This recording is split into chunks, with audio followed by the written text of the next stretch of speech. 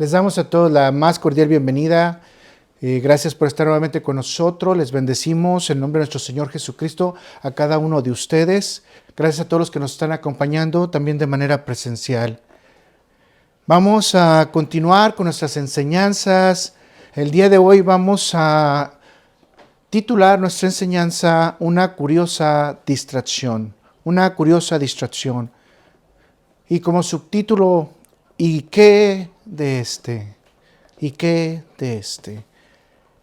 Quisiera nomás comentarle que en el contexto que vamos a ver, muchas veces nosotros pudiéramos entenderlo en relación con una familia, padre, madre e hijos, que tienen que estar interactuando para dar instrucciones a sus hijos. Y es muy fácil que nuestros hijos tiendan a compararse, que nuestros hijos tiendan a pensar qué vamos a hacer con este, qué va a ser de este, qué va a ser del otro.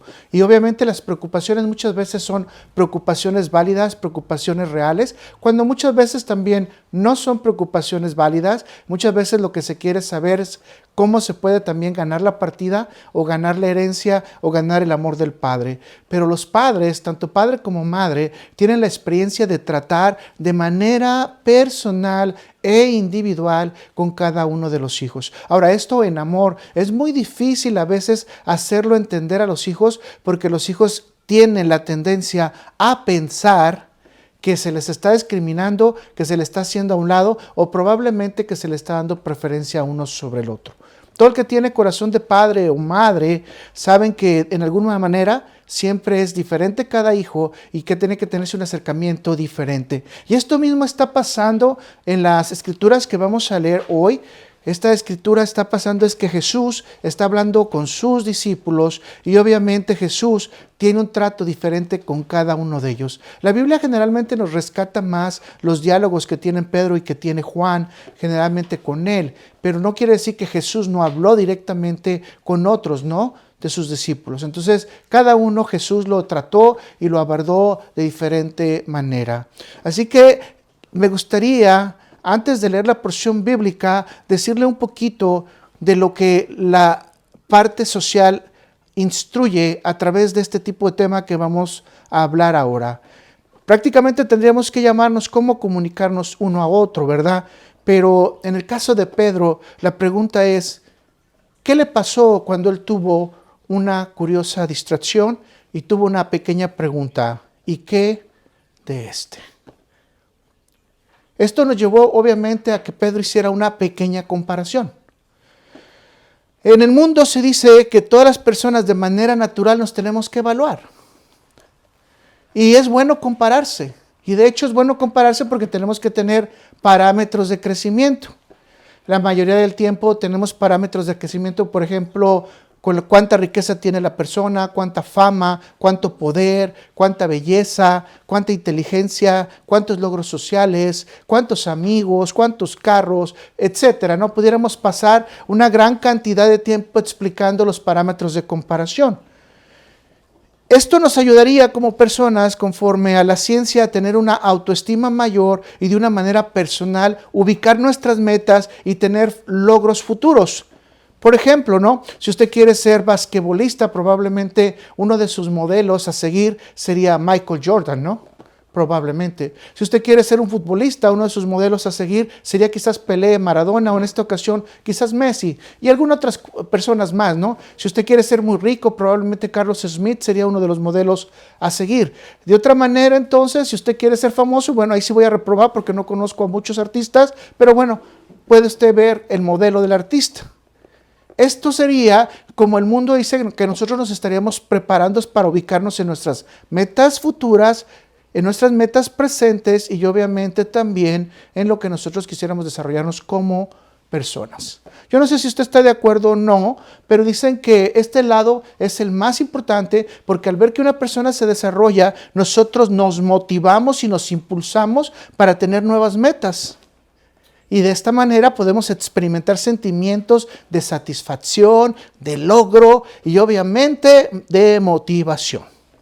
Esto nos tiene al 100% y obviamente nos acerca a la alegría. Por otro lado, existe el lado negativo que fue establecido en 1950 por un sociólogo, el cual dijo, bueno, si es correcto que te puedes comparar, pero el problema es cuánta madurez tienes para compararte. Y en el problema de madurar y tu madurez, esa ecuación tiene un problema, que si no estás lo suficientemente maduro, entonces tus pensamientos se van a convertir en destructivos y va a haber una insatisfacción en tu persona. Entonces aquí ya tenemos dos puntos de vista muy claros.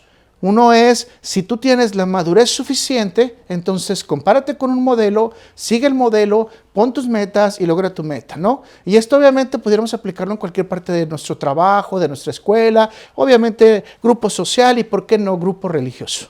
O sea, posiblemente te guste un tipo de pastor, te gusta cómo predica, te gusta cómo es, y probablemente sea tu role model, que es como se le llama, o tu modo a poder seguir. Sin embargo, la Biblia parece que no está muy de acuerdo con este punto. Parece ser que la Biblia nos enseña que existe algo mejor que compararnos. Que existe algo mejor que seguir crecimiento social, cultural, político, económico. Nos está diciendo la Biblia que hay una diversidad de elementos que solamente son posibles poderlos llevar cuando tú tienes una comunicación directa con Dios, estás en la presencia de Dios, estás siguiendo sus órdenes, estás siguiendo sus direcciones y especialmente haciendo su voluntad. Entonces la Biblia nos ordena permanecer en el amor de Dios, en su palabra, en sus caminos. Incluso la misma Biblia nos invita a imitar modelos específicos de comportamiento hacia los demás. Dentro de ellos el modelo máximo que podemos imitar nosotros, y de hecho que estamos ordenados a imitar, es el de Jesucristo. Y hemos hablado de los diferentes tópicos, hemos hablado de la mansedumbre, hemos hablado de varias cosas en relación al servicio y especialmente en la humildad. Ahora, este tipo de modelo parece que no es muy atractivo, ¿verdad? Y mucho menos atractivo para las personas que quieren lograr algo en este mundo material. ¿Por qué? Porque la Biblia no nos apunta a permanecer en este mundo material. En la Biblia tenemos que tener asegurado solamente el boleto, es decir, creer en Jesucristo, tener nuestro corazón dispuesto a Él, puesta nuestra fe en Él y saber que vamos a llegar al otro mundo. Es decir, solamente somos embajaderos y estamos de paso en esta tierra, lo cual nos dice, afortunada o desafortunadamente para todos nosotros, que los logros en esta tierra no sirven de nada. No importa que me apedree. Los logros en esta tierra no le sirven para nada. Le van a servir todas las cosas que usted trabaje para que un día usted vaya y se siente a la mesa con Cristo. Y no importa si lo sienta adelante o lo sienta atrás. Para que un día a usted le den una corona. Y no importa si la logra o no. No importa si tiene color o no. Para que un día le den una piedrita con un nuevo nombre, para que un día esté pastoreado por Jesús. Esa es la meta real. Por eso Jesús nos dice que no pongamos nuestros ojos en este mundo material, sino que pongamos nuestros ojos en el mundo espiritual. Y primeramente buscar el reino de Dios, su justicia, para que todo lo demás venga por añadidura. Y si estamos aquí ya completos, entonces el cristiano ya no voltea a ver el mundo. Y esto incluye a ciertos modelos religiosos, voy a decirlo de esa manera, de personas que han llevado cierto nivel de doctrina que te lleva a permanecer en este mundo. Que no te lleva de ninguna manera a buscar a Dios, a buscar su presencia, a estar realmente recibiendo el agua viva, el pan de vida. Y especialmente ese hermoso amor que Dios nos da a cada uno de nosotros. Entonces, aquí tenemos ya un gran problema. Como cristianos, tendríamos que llevar en nuestro corazón, y ahorita en este momento se lo digo, reflexiónelo claramente. No podemos compararnos los unos a los otros. Dios nos hizo especiales para Él. Póngame atención aquí, por favor. Existen 7 billones de personas en el mundo, quizás ya un poco más. Tenemos en nuestras manos 2 pulgares. O dedos gordos, dice mucha gente, ¿verdad? Ok, estos 2 pulgares producen una huella dactilar. Y déjame probarte que tú eres especial para Dios.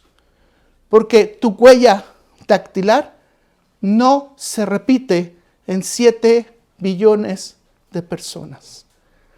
Lo cual quiere decir que Dios te hizo especial. Si algún día te preguntan si eres especial para Dios, voltea a ver tu huella dactilar y vas a darte cuenta que eres especial para Dios. Pero no solamente eso, si tú quieres todavía, en la actualidad se están haciendo algunas fotos de los ojos con rastro se le llama, porque déjame decirte otra cosa más. Tus ojos tampoco se pueden reproducir en 7 billones de personas. Ahora, esto en Apocalipsis es muy significativo porque sabemos que Apocalipsis nos habla muchas veces en forma de figuras. Y la Apocalipsis nos dice que vamos a ser tatuados con un número 666. ¿Y dónde va a estar? En tus manos y en tu frente. Ahora imagínense que Dios ya te puso una identificación especial en tus manos y en tu frente. Es decir, en tus ojos. Mis hermanos, somos especiales para Dios y fácilmente identificables. Lo que ahora los humanos estamos tratando de decir, que nadie se parece, que nadie lo tiene, Dios te lo puso desde hace 5,000 años atrás o más. Y no le preguntó a la ciencia cómo hacerlo. La ciencia ahora quiere descubrir cómo hacerlo. Entonces, lo que quiero llegar a decirte, hermano, y espero darte el mensaje completo, tú eres especial para Dios. Hermana, tú eres especial para Dios y Dios te hizo especial. Y esto nos debería de poner en el punto de que si somos especiales, nadie puede igualarnos. No hay nadie que sea igual a nosotros. Por lo tanto, nuestros puntos comparativos no existen. Y eso por eso que Pablo dice, no importa que tú seas pestaña, ceja, ojo, pie. Si tú eres parte del cuerpo de Cristo, te necesitamos. Y si nosotros entendemos realmente las partes del cuerpo, podemos darnos cuenta inmediatamente que el hígado no se parece a los riñones. Pero si independientemente de las cosas, si el hígado y el riñón no trabajan juntos, nuestro cuerpo no funciona. Así que en un verdadero cristiano, desde aquí, ya tendríamos que pensar que la comparación no es posible. Es más, de hecho, no tendría ningún sentido. Entonces, vamos a estudiar algunos versículos en relación a esto y vamos a pasar a la escritura que queremos tomar, que va a estar obviamente en Juan 21, versículo 20 al 22. Y lo vamos a leer en el nombre de nuestro Señor Jesús. Y dice la palabra de Dios. Volviéndose Pedro, vio que le seguía el discípulo a quien amaba Jesús, el mismo que en la cena se había recostado al lado de él, y le había dicho, Señor, ¿quién es el que te va a entregar? 21. Cuando Pedro le vio, dijo a Jesús, Señor, ¿y qué de este? Es parte del título de nuestro mensaje hoy. 22. Jesús le dijo, si quiero que él quede hasta que yo venga, ¿qué a ti? Sígueme tú. El contexto de esta escritura que estamos estudiando se encuentra, es la tercera vez que Jesús se le va a aparecer a los discípulos después de haber resucitado de los muertos. Esto lo puede ver en el versículo 14 del mismo capítulo 21. En este momento solamente estaban reunidos 7 de los 12 discípulos, de los cuales 3 de los discípulos habían compartido la experiencia de la transfiguración y de haber acompañado a orar a Jesús en el Getsemaní. Y de esos 3 discípulos, 2 de ellos corrieron al sepulcro de Jesús cuando fue quitada la piedra, que fue Pedro y Juan. En lo general, Pedro estaba teniendo una conversación ya directa con Jesús y estaba recibiendo algunos, vamos a decir, consejos especiales, vitales, esenciales. Y esto quiero tomar aquí una pauta. Cuando usted se reúna con una persona que tiene un conocimiento grande, usted ponga sus oídos, especialmente si es de la palabra, para que el corazón se llene más, porque son pastos frescos que a veces dejamos pasar. Porque a veces por quererle demostrar a la persona que nosotros sabemos, perdemos la experiencia, la sabiduría que Dios le ha dado a esa persona. Entonces, generalmente, una de las bases importantes es que nosotros aprendamos a escuchar, que eso es lo que no estaba haciendo Pedro al 100% en este momento, el mensaje que Jesús le estaba dando. Así que hay veces hermanos que tienen mucha sabiduría, mucho conocimiento y mucha inteligencia que podemos aprovechar porque es el mismo Espíritu Santo que nos está nutriendo a nosotros mismos. Así que esta situación, esta conversación que estaba teniendo Pedro con Jesús, le hace aflorar lo que a Pedro siempre le había aflorado: su franca personalidad y sus directas respuestas. Y podemos verlo en la pregunta vital que dice: ¿y qué de este? ¿Y qué de este? Cuando yo era niño, me tocó ir a los campos donde se juntaban los equipos de fútbol. Y a mí me encantaba jugar fútbol, pero como era una bolita, nadie quería que yo participara en sus equipos. Y obviamente pues no era tan fuerte, tan rápido como los demás. Entonces en alguna ocasión se armaron los equipos, y cuando estaban armando los equipos en México en ese tiempo, los capitanes de los equipos elegían los jugadores. Obviamente el último elegido pues fui yo. Pero la pregunta que hizo el capitán es: ¿y este qué? O sea, se siente bien bonito que digan: ¿y este qué? Y vea la pregunta que hace Pedro: ¿y qué de este? Y hay que analizar la pregunta. Claro, no nos vamos a quedar ahí, pero la pregunta es: ¿y qué de este? Ahora, esto tiene mucha razón con lo que hemos hablado antes, ¿ok? O sea, como hermanos, ¿tenemos preocupación por la persona? ¿O queremos que le ajusten las cuentas igual que nos las están ajustando a nosotros? Por ejemplo, ¿no? Si le dan un castigo a él, pues que me lo den a mí. O realmente tengo una preocupación genuina por la persona, por el hermano, obviamente por quien convive conmigo. Me gustaría entonces hoy que pudiéramos aprender juntos de la Biblia, de este ejemplo entre Jesús, Pedro y Juan, para dar una respuesta a la siguiente pregunta: ¿por qué teniendo nuestra propia vida y dirección ante Dios nos distrae la presencia de alguien más? En ocasiones, cuando estamos saliendo del estacionamiento, tenemos una vecina, y esta vecina hace ciertas cosas y cuando sale provoca cosas, y entonces tú dices: ¿por qué esta persona tendría que amargarme la vida? Entonces, lo que hemos hecho, oramos por ella. ¿Por qué? Porque lo que no queremos es que una persona nos distraiga de la presencia de Dios. Usted no me va a dejar mentir, pero en la actualidad es muy difícil ir a los centros comerciales o los conocidos como malls por la forma que se viste. Ya no hay un código de conducta para la vestimenta con las personas, y desafortunadamente esto se ve muy fuerte, pero hay demasiada desnudez tapada, voy a decirlo de esa manera, ¿okay? En el cual es fácil que tu pensamiento se distraiga y puedas caer en tentación. Entonces, la presencia de alguien más puede influenciar la forma en la que vas a actuar. Quiero nada más que usted reflexione, para antes de seguir, que la palabra de Dios entre los versículos 21 y 22, especialmente en el 20, dice que Pedro vio. Y en el 21 dice: cuando Pedro le vio. Y entonces usted póngase a pensar que para este momento Juan ni siquiera había tenido una interacción real en la comunicación, y ni siquiera había entrado en la conversación, y sin embargo ya era parte esencial del crecimiento de Pedro.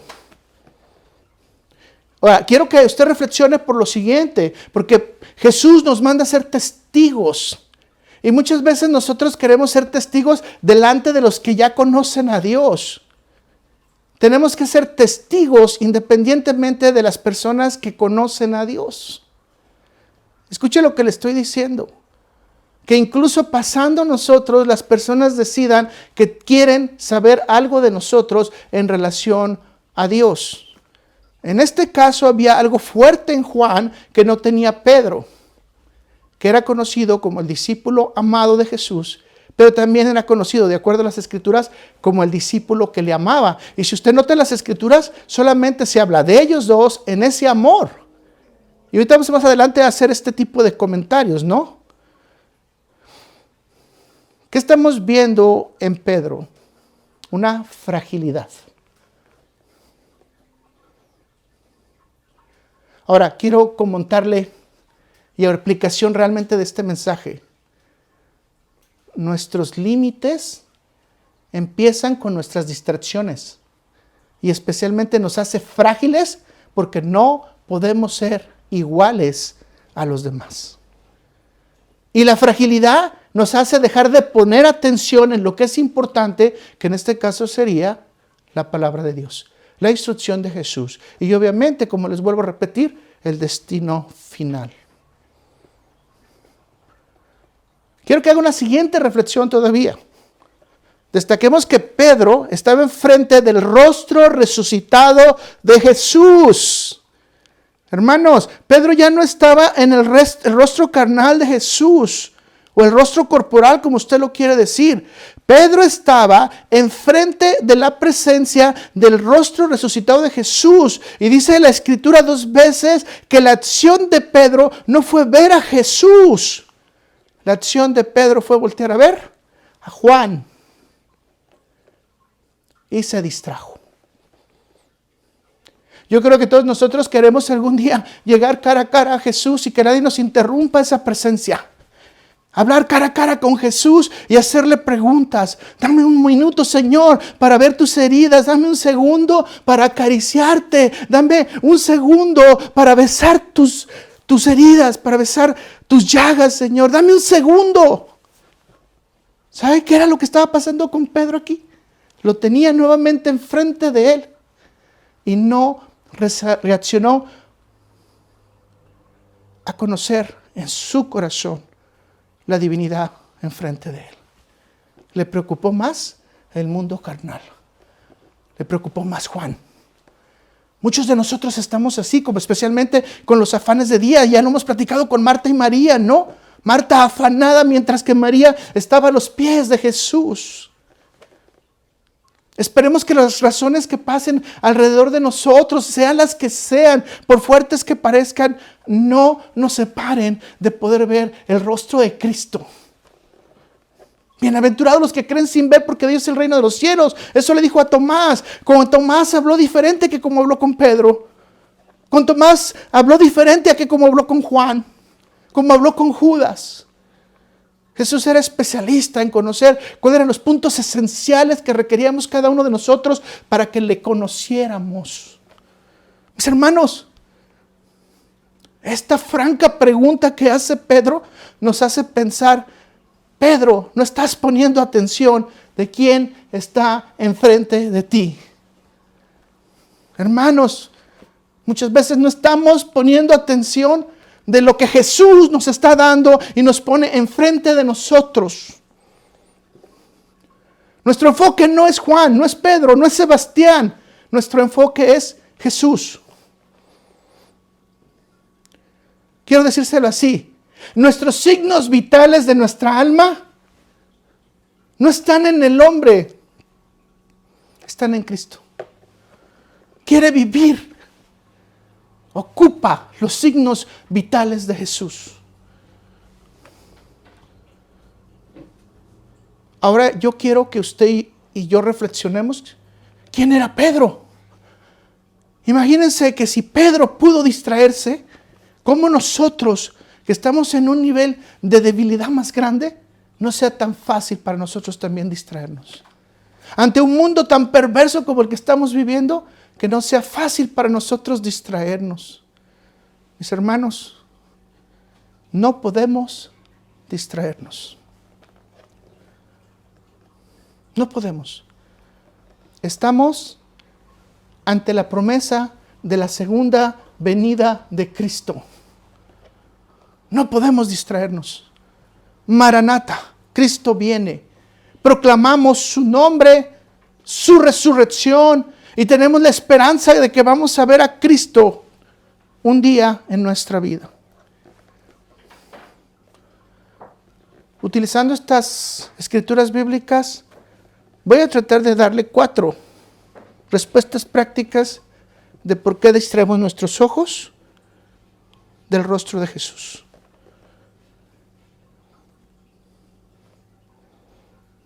Con estas mismas escrituras. Claro que siempre, como yo les he dicho, hay muchos puntos más y demasiados a tratar, pero de por sí el tiempo se va volando.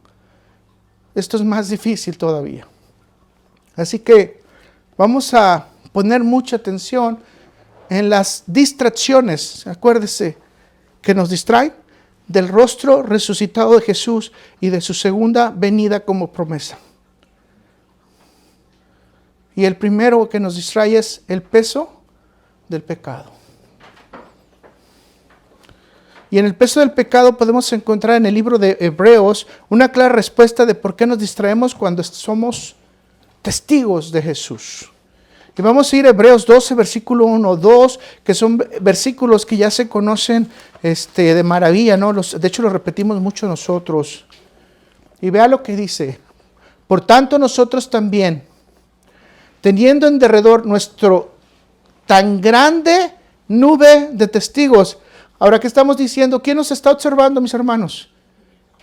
Ahora fíjense bien, está diciendo grande nube de testigos. Y obviamente el libro de Hebreos no solamente nos está hablando de testigos terrenales, sino también de testigos divinos, seres celestiales. Y dice, despojémonos. Y ahora, ¿de qué tenemos que despojarnos? Dice el autor de los Hebreos, de todo peso y del pecado que nos asedia y que corramos con paciencia la carrera que tenemos por delante. 2. Puestos los ojos en Jesús, el autor y consumador de la fe, el cual por el gozo puesto delante de él, sufrió la cruz, menospreció el oprobio y se sentó a la diestra de Dios. ¿De qué tenemos que liberarnos nosotros? De la culpa, del peso del pecado. Tenemos que quitarnos del asedio que va en nuestra conciencia. Y para esto solamente lo podemos hacer con un genuino arrepentimiento y creer que hemos sido restablecidos a través de la sangre de Jesús. Y esto exactamente era lo que estaba pasando con Pedro en esta escritura. Jesús en su soberanía estaba restaurando la relación con Pedro. Lo estaba reintegrando. ¿Por qué? ¿Qué hizo Pedro? Bueno, ya lo hemos hablado. Hizo lo que se conoce como el pecado de la negación. Y si negó a Jesús, estaba fuera del reino de los cielos. Veámoslo esto en Mateo 10, versículo 33. Y cualquiera que me niegue delante de los hombres, yo también le negaré delante de mi Padre que está en los cielos. Alguna vez se los dije, Pedro no estaba una vez frito. Pedro ya era carnita chicharrón. Ya estaba totalmente fuera y destituido del reino de Dios. Ahora, note lo que está pasando con Pedro. Pedro está teniendo una conversación con el Señor lo está tratando de restaurar. Pero el pensamiento de Pedro, que debería estar enfocado en el perdón de su pecado, en la restauración de la relación con Dios, y estaba recibiendo por gracia la oportunidad de ser restaurado. Sin embargo, Pedro, ¿qué pasó? Distrajo sus pensamientos de este regalo de la gracia que estaba recibiendo y en lugar de continuar enfocado en Jesús, se enfocó en Juan. El desesperado Pedro, entonces, ¿qué estaba haciendo, mis hermanos?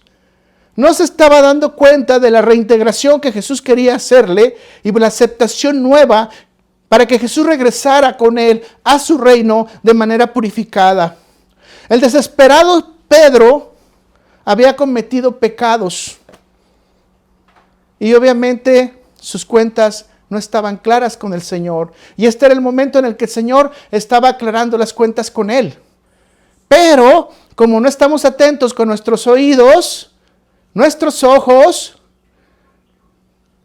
lo tomamos como que ya era un hecho de que tenía que perdonarme y me enfoco en Juan. Me enfoco alrededor. Y esto, por ejemplo, me acuerdo de cuando se enfocaron en la tormenta estando Jesús dormido. No podemos enfocarnos en otra cosa que no sea Cristo. Pero también Pedro pudiera estar diciendo, Señor, está bien, en tu derecho me puedes restaurar. Pero también Juan ha cometido pecados. Y de hecho Juan lo describe directamente cuando dice, si decimos que no pecamos, hemos hecho a Dios mentiroso. Es decir, Juan mismo acepta que hay un nivel también de pecaminosidad en él. Entonces tenemos que tener mucho cuidado. O quizás Pedro, en un corazón real, puro, amable y humilde, quería que Juan también participara de ese derecho y esa comunión, destituyendo los pecados.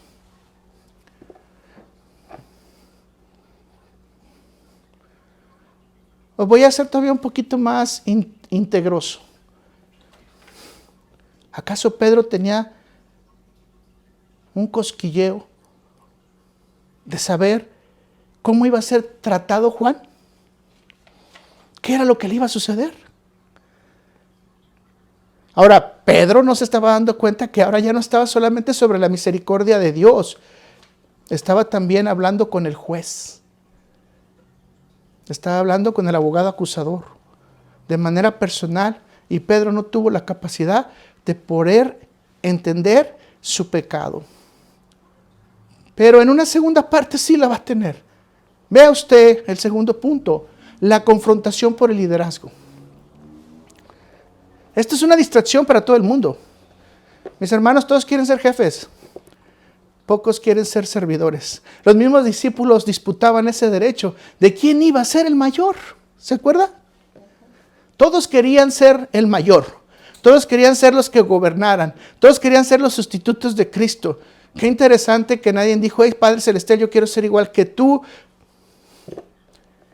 Y es más, qué interesante que ya estaban negociando el liderazgo antes de que Jesús se fuera, ¿no? Eso es algo que a mí en lo personal me llama mucho la atención.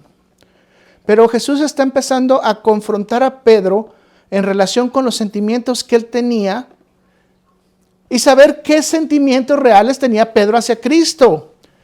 Porque había un propósito. Y en ese propósito era que a Cristo le estaba otorgando, Cristo le estaba otorgando a Pedro el liderazgo.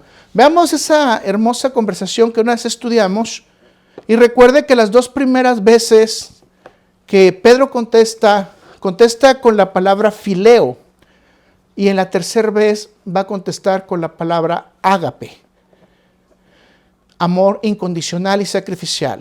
Juan 21, versículos 15 al 17, antes de la lectura que estamos haciendo, dice: cuando hubieron comido, Jesús dijo a Simón Pedro: Simón, hijo de Jonás, pregunta, ¿me amas más que estos? Ok, aquí ponga usted mucha atención, porque le está diciendo, ¿me amas más que estos? ¿Y quién estaban entre esos 7? Juan. O sea, estaba difícil, muy difícil superar a quien estaba ahí, que había demostrado su amor incondicional a Cristo en todos los momentos. Y muchas veces no nos paramos a pensar en esto. La pregunta es demasiado confrontativa para Pedro, y Pedro es demasiado honesto en contestar, ¿ok? Porque dice, ¿me amas más que estos? Le respondió, sí, Señor, tú sabes que te amo. Y le vuelvo a repetir, aquí utiliza la palabra fileo. Vamos a decirlo en español, podríamos decir, te quiero, Señor. Y él dijo, apacienta mis corderos. Volvió a decirle la segunda vez, Simón, hijo de Jonás, ¿me amas? Ahora, quiero decirle que Jesús siempre está preguntando con la palabra ágape, ¿ok? Y Pedro le respondió, sí, Señor, tú sabes que te amo. Otra vez, tú sabes que te quiero, te estimo, que eres mi cuaderno, que eres mi amigo, que tenemos partes filiales, que somos hermanos. Le dijo, pastorea mis ovejas. Le dijo la tercera, Simón, hijo de Jonás, ¿me amas?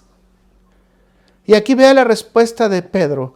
Pedro se entristeció que le dijese la tercera vez, ¿me amas? ¿Qué pasó en el corazón de Pedro cuando Jesús le dice una tercera vez, ¿me amas? Y le respondió, Señor, tú lo sabes todo. Tú sabes que te amo. Jesús le dijo, apacienta mis ovejas. Ahora, podemos poner del hecho de las curiosidades y de los números, ¿verdad? Las veces que negó Pedro a Jesús fueron las mismas veces que Jesús le pidió confirmar su amor. Pedro le niega 3 veces, Jesús le pide que confirme 3 veces su amor. Ahora, esto es muy interesante porque parece que Pedro lo captó porque dijo, se entristeció su corazón. Se entristeció su alma. Pedro sabía que Jesús le dijo, ¿me negaste una por amor o por miedo? ¿Me negaste 2 por temor, por ansiedad? ¿Me negaste 3? ¿Realmente me amabas? Es como en un matrimonio. Si la esposa le dice al esposo, sí te amo, pero en su trabajo lo niega y dice que no está casada, o al revés, ¿realmente está amándolo? ¿Está siendo fiel? ¿Está teniendo fidelidad a la relación? Fíjense cómo Jesucristo está llevando a Pedro a tal nivel que al estarlo confrontando en esa posición, Pedro entienda el amor fiel que se debe de tener para hacer la obra de Cristo. Ahora, si usted se está dando cuenta, la confrontación más grave que está teniendo Pedro es la comparación con el amor que Juan le tiene a Cristo. Prueba difícil de superar, ¿verdad? Pero creo que sí lo superó Pedro. Eso es la impresión que a mí me da. Vea lo que la Escritura nos dice. Si usted se dio cuenta, nunca se menciona el nombre Juan. Y esto ha traído una controversia grande, porque muchos dicen que este último capítulo del libro de Juan no lo escribió Juan, sino algunos de sus discípulos, que por eso es que no se menciona directamente el nombre de Juan. Mas, sin embargo, Juan, que para mí es el autor, tiene diferentes momentos que da las claves en las cuales él participó. Y usted se va a dar cuenta que Juan tenía una posición de honor ante Jesús, al punto de que se recostó a su lado derecho. Además, se encontraba a la derecha de Jesús en la última cena. Además, fue el único que preguntó quién era el traicionero. Todos los demás no lo preguntaron, solamente él. Es el único que estuvo en la cruz. Fue a quien se le encargó la madre de Jesús. Fue el que pudo llegar a la tumba.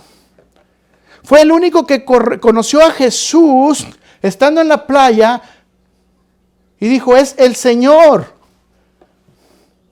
Con todo esto, yo quisiera tener un poquito de ese discernimiento de Juan para inmediatamente encontrarme con Jesús.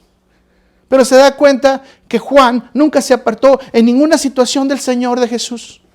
En la que estuviera, no se apartó. Estuvo siempre cercano a Él, trabajando con Él.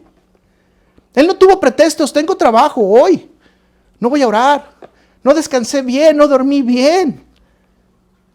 Me pueden matar. Fue el único que cuando se echó la red nuevamente, que Jesús les dice, pongan la red, sacan los pescados. Y Jesús le dice, y Juan le dice a Pedro, es el Señor. Y dice que Pedro agarró sus ropas, las amarró, se metió al agua y corrió hacia el Señor. Pedro fue incapaz de reconocer al Señor. Juan lo reconoció inmediatamente. ¿Quién era el verdadero seguidor en ese momento? Si lo podemos poner históricamente, era Juan. Ahora, fíjense lo que está interesante esto. Juan no pide ninguna explicación. Juan solamente está caminando, quizás pasando, quizás comiendo. Pero al estar a la derecha del Señor en la última cena, significaba en el mundo israelita de que el sucesor de Jesús era Juan. ¿Qué pasó entonces? ¿Qué pasó entonces? Bueno, el que tiene posición mayor, la tiene ante Dios, no la ocupa ante el hombre. Hay muchos hermanos que van a pasar a la iglesia con una posición mayor que no ocupan la posición del estrado de la iglesia. Solamente ocupan hacer el trabajo para que fueron solicitados. Juan es reconocido abiertamente como el pastor, como el apóstol del amor. Ahora quiero que se ponga en la posición de Pedro y voy a ponerme en los zapatos de Pedro para tener un poquito de empatía con Pedro. Pedro estaba mirando a Juan y no estaba entendiendo que a pesar de todas las ventajas que Juan tuviera sobre él, Jesús le estaba dando el liderazgo, el cargo y la responsabilidad de los cabritos, de las ovejas, de los carneros. O sea, cuando tú distraes tu atención del Señor, no te das cuenta que no es lo que el hermano esté haciendo o a lo que el hermano le encomendaron. Perdiste la pista, el camino, el lugar a donde tenías que ir, que Cristo te está mandando. Le están diciendo, Pedro, tú eres el líder, aun cuando me amas menos que Juan. Aun cuando no me pudiste reconocer. Y sin embargo, Pedro seguía obstinado. ¿Y qué de este? Por eso la palabra de Dios nos dice que cuando Dios nos quiere cegar, nos cega. Cuando nos quiere tapar los oídos, no los tapa. Y cuando quiere endurecer nuestro corazón, no lo endurece. Pidámosle a Dios en este momento, porque es importantísimo que ninguno de nosotros estemos en una situación así. Que alabemos el nombre del Señor y que cualquier cargo que nos dé, lo podamos recibir con gusto. En el pueblo de Israel tenemos ejemplos similares. Por ejemplo, el gobierno de Israel debería de caer sobre Rubén. Sin embargo, porque tuvo la relación con la concubina, de acuerdo a Génesis 35, versículo 22, fue destituido. Bueno, pero en la escritura parece que también Jacob le da la primogenitura a José. Pero ¿qué es lo que pasó? Ni José ni Reubén son el gobierno de Israel, sino fue Judá, el que entendió que debería sacrificar su vida, incluso si era necesario su eternidad, por salvar el pueblo. La elección no fue José, hijo favorito de Jacob. La elección no fue Rubén, el primero nacido. La elección fue Judá, de donde viene nuestro Señor Jesús. Y esto solamente Dios lo decide, mis hermanos. Nosotros no podemos decidir por el liderazgo de nada en este mundo, ni siquiera en lo material, no en lo social, no en nuestro trabajo, no en la escuela, mucho menos en la iglesia. Porque la iglesia tendría que ser un Dios decidiendo teocráticamente quién es el que sigue. Desafortunadamente los humanos hemos metido mucho la mano en eso, y el hecho de que Dios lo permita no significa que sea su voluntad. La primera conclusión que tenemos aquí es que Juan, sin deberla ni temerla, estaba en juicio, mis hermanos. ¿Se dan cuenta? Sin temerla nada, sin deberla, estaba en juicio. Pero lo importante es que Juan estaba firme siguiendo al Señor.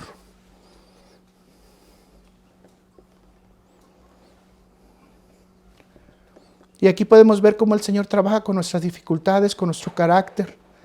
Cómo el Señor trabaja de una manera que pueda fundamentarnos realmente nuestras fallas para que nosotros podamos servirle de una manera real. Hermano, ponga mucha atención en esto. Si alguna vez te otorgan un privilegio de servir en una congregación, en un nuevo puesto de trabajo, en un liderazgo de la escuela, no busques quién es el mejor para hacerlo. ¿Se acuerdan de Moisés? ¿Tienes otro por ahí, Señor? Porque yo no soy. No busques al mejor. Dios fue quien te puso y te eligió. No te distraigas. Obedece y perfecciona tu trabajo. Y obviamente pídele la fuerza, la sabiduría, como lo hizo Salomón, para guiar el puesto que le dieron tan joven sobre un pueblo que era de dura cerviz. Esta es la sabiduría que debemos de tener. No es que yo soy el más capaz, no soy el mejor. Dios me envió. Yo lo tengo que hacer. Y si Dios me envió, Dios me va a respaldar.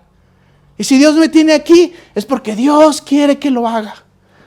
Y ningún trabajo para Dios, mis hermanos, es pequeño.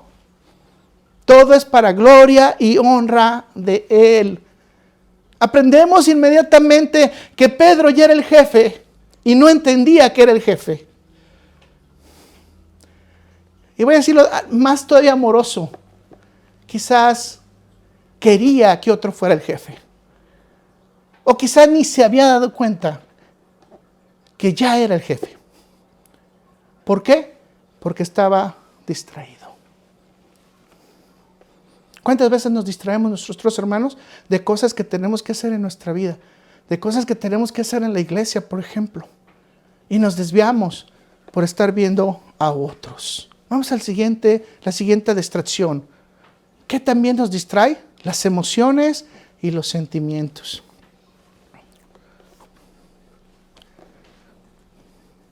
Y en este punto nos podemos dar cuenta de una manera formal que Jesús le estaba informando a Pedro cómo iba a morir. Y se lo estaba explicando por medio de un proverbio cultural. Y obviamente como él era israelita, entendía lo que Jesús le estaba diciendo. Y vamos a leerlo en Juan 21, versículo 18 al 19. Dice, de cierto te digo, cuando eras joven te ceñías e ibas donde querías, mas cuando ya seas viejo, extenderás tus manos y te ceñirá, y otro te llevará donde no quieras. Esto dijo, dándole a entender con qué muerte había de glorificar a Dios, y dicho esto, añadió, repitámoslo juntos, sígueme. ¿Qué es lo que nos importa como nosotros a cristianos?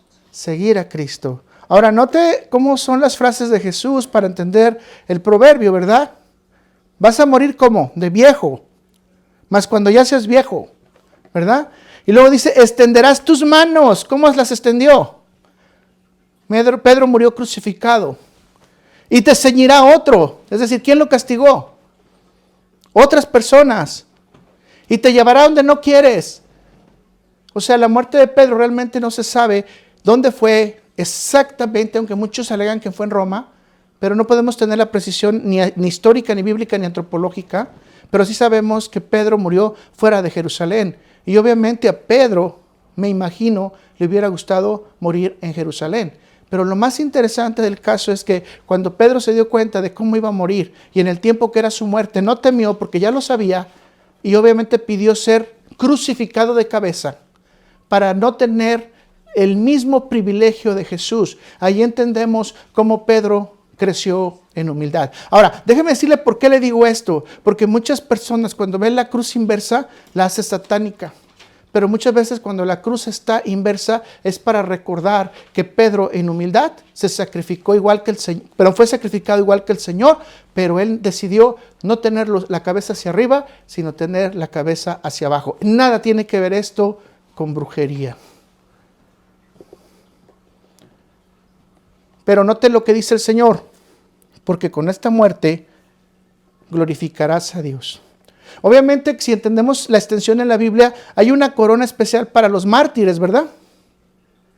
Y a Pedro le tocaría esa corona de los mártires. Yo quisiera preguntarle, si Jesús estuviera conversando con usted, como estaba haciéndolo con Pedro, y tú estabas entendiendo perfectamente que te están diciendo que vas a ser sacrificado, ¿cómo te sentirías después que te digan cómo va a ser tu futuro y cómo vas a morir para dar honra al Rey del universo?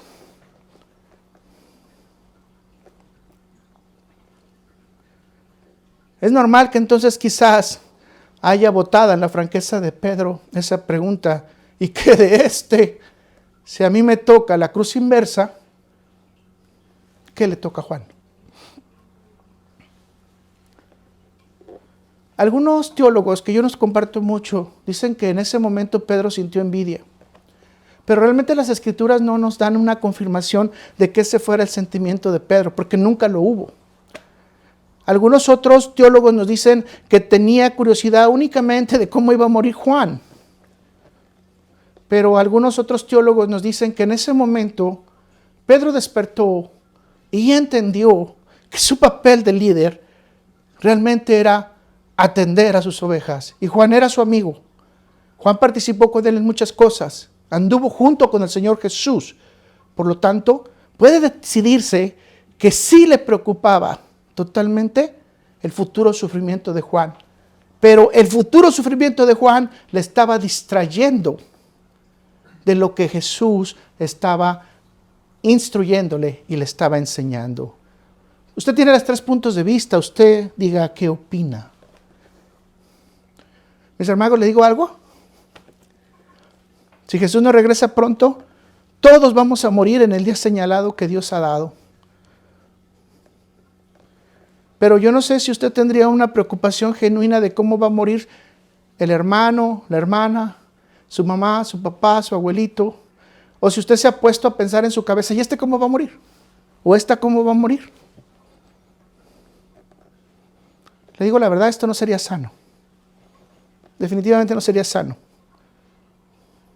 Afectaría toda una vida existencial y tendríamos una crisis completa de estar pensando cómo nuestros familiares, nuestros amigos y nuestros hermanos en la fe pudieran morir. John MacArthur dice, la profecía de Jesús sobre el martirio de Pedro motivó al discípulo a preguntarle qué sucedería con Juan. Es posible que haya preguntado esto por un interés sincero en el futuro de Juan, ya que también era su amigo cercano. Pero note usted que Jesús hace una respuesta tremenda a Pedro. ¿Y qué a ti? Sígueme tú.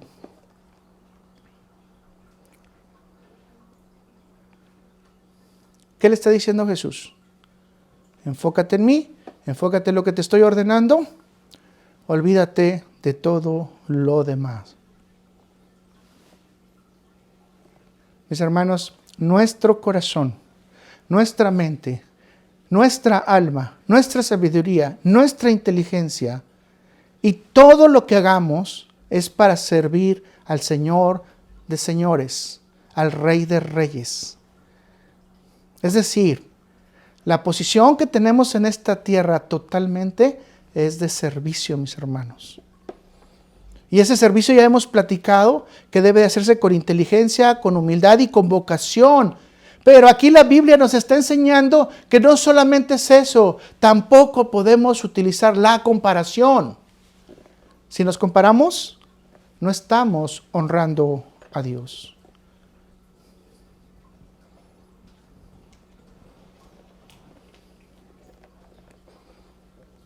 Escuche. Reflexione.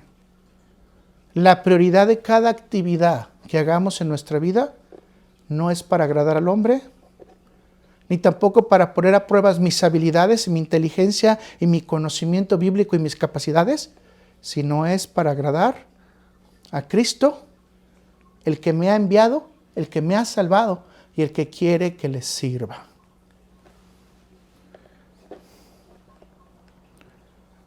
Así que es muy fácil poner los ojos en el mundo, mis hermanos, y resbalar. Es muy fácil poner los ojos en el mundo y perder la consistencia de nuestro servicio a Dios. Es fácil poner nuestros ojos en el mundo y olvidarnos de Cristo. Y esto nos hace resbalar en nuestro servicio a Dios. Vean lo que dice el Salmo 73, versículo 2 al 3. Y obviamente esto lo está haciendo Asaf, lo está escribiendo Asaf, músico principal de David. Y obviamente dice, en cuanto a mí, casi se deslizaron mis pies. Por poco resbalaron mis pasos. Porque tuve envidia de los arrogantes, viendo la prosperidad de los impíos. Y esto es un conocimiento tremendo lo que nos está diciendo Asaf. Si yo pongo mis sentimientos y mis emociones fuera de Dios, automáticamente voy a sentir envidia. Mis hermanos, las emociones, los sentimientos nos confrontan. Y si nuestro prójimo está mejor que nosotros materialmente, aunque inicié hablando de que no es el principio el material, pues obviamente puede jalar nuestro corazón y decirnos que estamos mal. Y muchas veces en algunas congregaciones se utiliza esto para decir, si estás enfermo, si no tienes dinero, etcétera, es porque no estás bien con Dios. No, eso es una total aberración. Sí, Es una total aberración. Dios nos tiene como Él quiere y nos da como Él ha dispuesto. Y si tenemos es porque Él quiere, y si no tenemos es porque Él quiere. Y muchas veces usted puede dedicarse a ser rico y obviamente va a perder el enfoque en Cristo, que esto es lo que nos está diciendo la Biblia. Cuidado con compararte con el mundo, porque al compararte con el mundo te vas a deslizar tus pies y te vas a olvidar de Dios. Y el sentimiento que nos está diciendo Asaf es bien sencillo: envidia. Le pregunto, ¿tendríamos nosotros que envidiar a alguien, al impío, al malvado, al que no conoce a Dios, al que no tiene la eternidad asegurada? Sería todo lo contrario. Ellos tendrían que desear lo que nosotros tenemos. Ser eternidades como nosotros y vivir una vida pensando en que vamos a llegar al Evangelio. Mis hermanos, emociones, motivaciones, sentimientos son obstáculos para mantener una comunicación constante con Dios, con Jesús, con el Espíritu Santo. ¿Saben qué?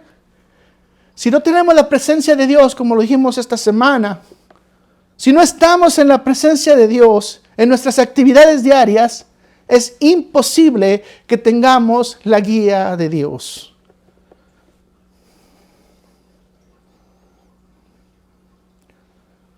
Escuche.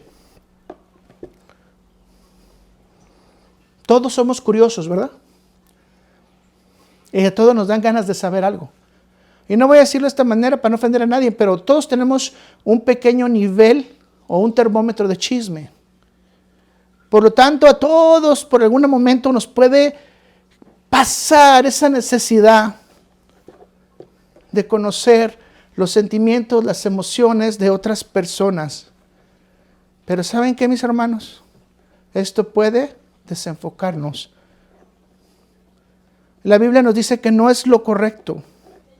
Aunque también la Biblia no nos dice que es incorrecto preocuparse o ayudar a otras personas, sino por el contrario, la Biblia nos dice que tenemos que estar listos para ayudar en amor a las necesidades de otras personas.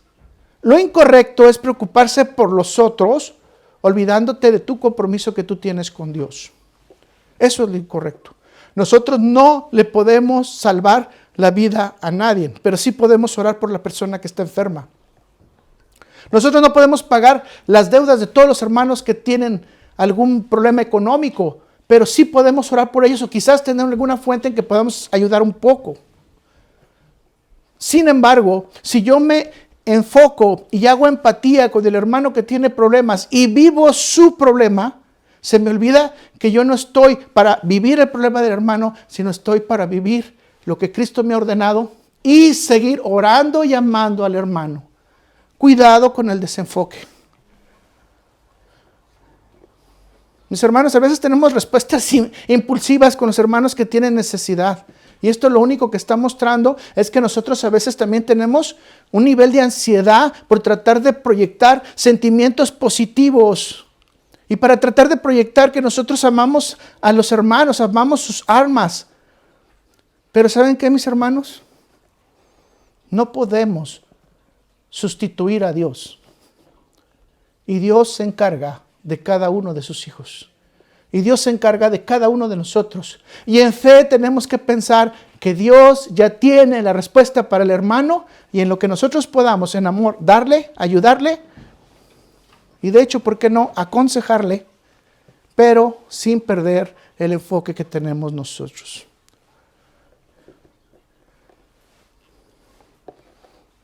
Déjeme decirle algo que es importante. Yo he escuchado mucho estas comparaciones en tiempos difíciles.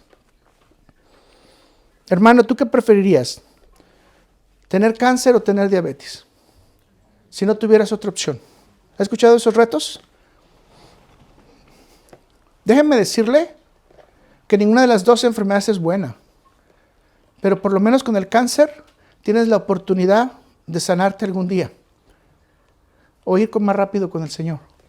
Sin embargo, con el diabetes nunca vas a sanar. Estarás en sufrimiento quizás por años y a final de cuentas tendrás que ir con el Señor. ¿Cuál de las dos prefiere? Yo diría que ninguna de las dos. Eso sería mi respuesta. Yo ninguna de las dos. Que Dios nos ayude con los hermanos que tienen cáncer y diabetes para estar orando por ellos, interceder en eso y con ese corazón dispuesto y creyendo que Dios puede cambiar esas enfermedades. Claro que sí. Pero así que gracias a Dios que Él escoge nuestras enfermedades, porque Él solamente sabe lo que podemos cargar. Y veamos cómo Pedro maduró en toda esta situación. Y veamos que dice en 1 de Pedro 5, versículos 6 al 7. Humillaos pues bajo la poderosa mano de Dios, para que Él os exalte cuando fuera tiempo, echando toda vuestra ansiedad sobre Él, porque Él tiene cuidado de vosotros. ¿A quién tenemos que entregarle nuestra enfermedad, nuestra dificultad económica? ¿A los hermanos? No, a Dios. Y claro, hay que pedir oración por los hermanos. Si usted tiene oportunidad, ore por nosotros. Y nosotros, aunque no le conocemos, queremos orar por usted. Vamos por el punto último. Pasar de la curiosidad a la intromisión. Entiéndase, al chisme, a la curiosidad no correcta. No, es que yo quiero saber cómo sigue el hermano, cómo sigue la hermana. Todos los días le hablo, ¿cómo sigue? ¿Cómo está? ¿Cómo sigue? ¿Cómo está? Y realmente lo que quiero es tener más información para ampliar el chisme, ¿verdad? Y puedo tener de una posición sana a una posición negativa y una intromisión. Entiéndase la palabra intromisión, meterme en lo más íntimo de la persona.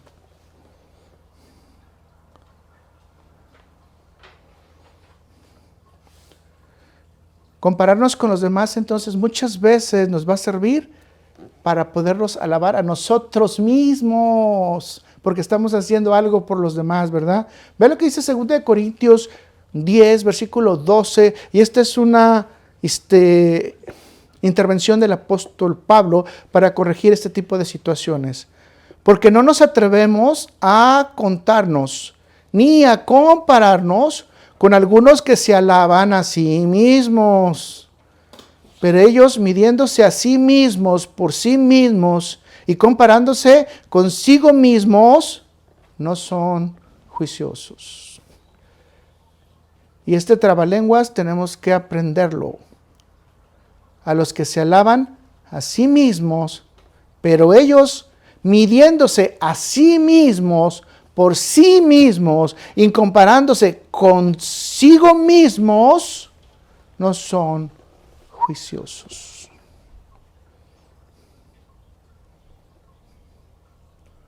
¿Le digo algo y no se enoja conmigo?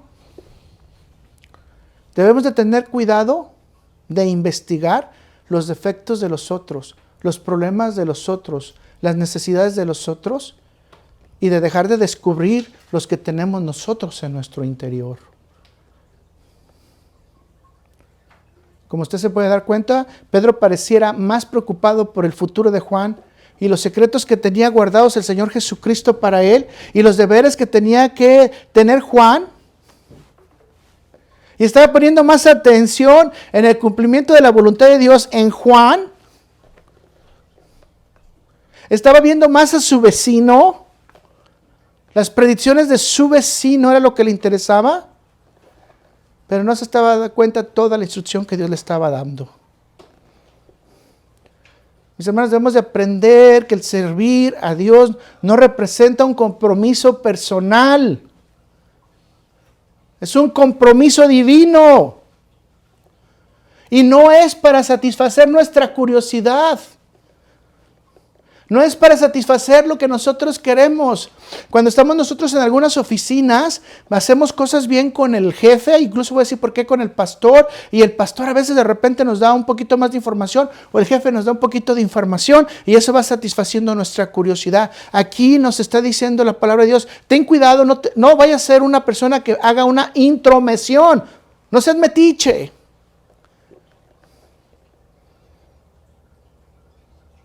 Porque Dios solamente va a revelar la información y los secretos al que Él quiere. Mateo 11, versículo 27, palabras de nuestro Señor Jesús. Todas las cosas me fueron entregadas por mi Padre, y nadie conoce al Hijo sino al Padre. Ni al Padre conoce a alguno, sino el Hijo, y aquel a quien el Hijo lo quiere revelar. El plan divino con cada uno de los hermanos es personal, particular, mis hermanos. Nosotros no tenemos por qué saberlo. Quizás no lo puedan compartir, pero nosotros no tenemos por qué enterarnos. Podemos ver el ejemplo de Daniel cuando le es revelado el sueño del rey por parte de Dios. Daniel 2, versículos 22 y 23. Y dice, Él revela lo profundo y lo escondido. ¿Quién? Dios. Conoce lo que está en tinieblas y con Él mora la luz. A ti, oh Dios de mis padres, te doy gracias y te alabo, porque me has dado sabiduría y fuerza, y ahora me has revelado lo que te pedimos, pues nos has dado a conocer el asunto del rey. Y recordemos nada más en forma general que a Daniel se le dio a conocer el rey que él no quiso relatar. El sueño que el rey no quiso relatar. Ahora note la respuesta de Jesús en cuanto a este aspecto de la intromisión. Juan 21, 22 dice, y note que Jesús es tajante. Muchas veces dicen, es que Jesús es súper amoroso. A veces que Jesús es tajante, directo y va a la yugular para que no quede duda. Jesús le dijo, si quiero que Él quede hasta que yo venga, que a ti, sígueme tú. Y se dando cuenta en estas escrituras, Jesús reprende 2 veces a Pedro diciéndole, sígueme tú. El énfasis es sencillo, mis hermanos. Sígueme tú y olvida lo que yo trabaje con Juan. La pregunta tendría que ser así. ¿De qué te hubiera servido, Pedro, conocer los detalles sobre el trabajo que iba a hacer Jesús con Juan? ¿De qué le hubiera servido? ¿De qué me sirve a mí los detalles que el Señor va a hacer con mi hermano o con mi hermana presentes aquí? O mi otra hermana o las niñas. ¿De qué me sirve? Reilly, un teólogo, opina que el reconocer los detalles sobre la vida de Juan solo le habría causado consternación y esto sería añadido a su propia aflicción. Porque obviamente Pedro no supo que a Juan lo metieron en una caldera, que eso no está en la Biblia, pero está en los libros obviamente registrado. Lo quemaron, lo metieron en la isla de Pasmos, estuvo aislado. Juan sufrió como mártir en vida, pero murió de muerte natural. Juan no murió como mártir, pero sufrió como mártir. Y solamente Dios sabe cómo le va a dar esa corona. Mis hermanos, póngalo en su mente. El conocer los detalles de la vida de otro hermano no evita el planeamiento de Dios, las órdenes de Dios, los designios de Dios acerca de los hermanos. Y déjame decir algo más que es más cruel. Ni cambia los juicios de Dios a favor o en contra de nosotros, o a favor o en contra de los hermanos. Entendemos que debemos de pedir misericordia a Dios ante estas situaciones. Entonces, mis hermanos, va a ser directo. La voluntad de Dios es que cada uno de sus siervos, es decir, cada uno de nosotros, ocupemos nuestros respectivos lugares, hagamos nuestras respectivas tareas que se nos ha asignado y no quitemos nuestros ojos de Dios. Y aquí aprendemos un principio chiquito. De la curiosidad a la intromisión, solo hay un pequeño paso. Leemos el consejo que nos da Pablo al respecto en 2 de Tesalonicenses 3, versículos 11 al 13. Porque oímos que algunos entre vosotros andan desordenadamente, no trabajando en nada, sino entremetiéndose en lo ajeno. A los tales mandamos y exhortamos por nuestro Señor Jesucristo que trabajando sosegadamente coman su propio pan. ¿Qué debemos de hacer con los entrometidos? Dedíquense a la vida que Jesús ha asignado a ustedes. Y si yo soy entrometido, me tengo que dedicar a la vida que me ha sido asignada y a preocuparme menos por la vida de mis hermanos.